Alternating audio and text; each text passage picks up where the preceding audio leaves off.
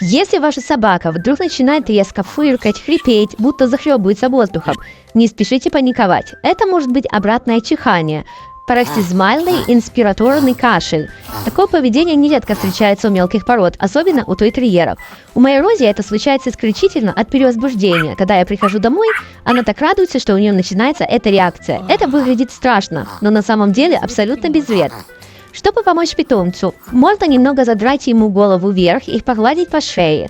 Я, например, аккуратно закрываю Рози нос, и она сразу делает вдох ртом, и все быстро проходит.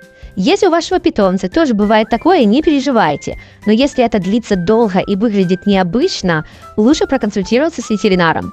А у вашей собаки бывает обратное чихание? Расскажите в комментариях.